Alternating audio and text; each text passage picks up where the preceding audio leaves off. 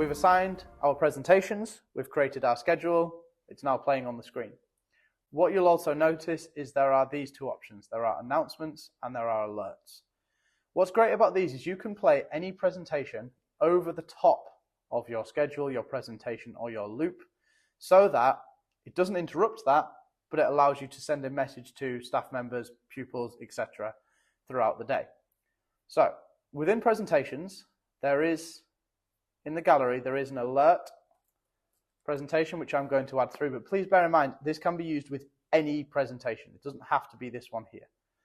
It can be, for example, a reminder that there's a fire alarm going on. It can be a reminder that a particular visitor is coming to the school. It can be a reminder that somebody's parking over the loading bay and they need to move their car. It can be used for anything. It's just a temporary message that you can send to the display. So there's the alert sent there. So what I can then do is see it. I can edit it in exactly the same way that we edited the existing presentations by clicking and changing the text, etc. But what I'm going to do this time is I'm going to change the volume. Again, you can have, as you can see here, there is an MP3 audio in here, so we can create an alert. I'm going to turn that right down there. Now what I'm going to do is I'm going to send it to my screen. Now I have got two options. I have got this option, which is an announcement, and I have got this option, which is an alert. As it says when you hover over, announcements play for a short duration of time. An alert will play until it is physically cancelled. So announcements are more non-emergency, this is more emergency. But what you will see on the alerts tab is nothing is there.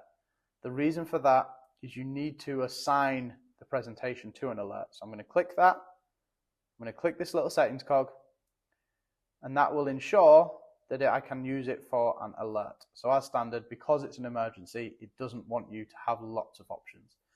So now if I go onto my screens, click on my screen, click on my alert, it is there. So I'm going to give you an example of both.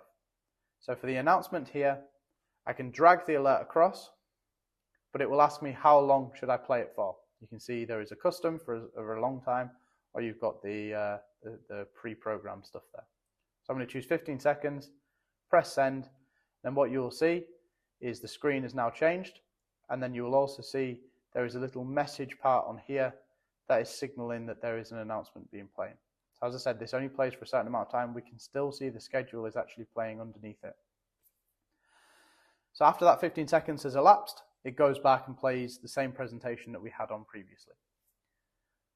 You will see this is different to the alert. So when I drag an alert across, I can drag and drop, and that will play indefinitely.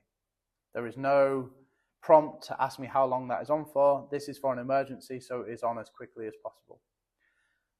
Once the emergency is ended, to stop the alert, I click, and then I drag the cancel message across so that then it stops.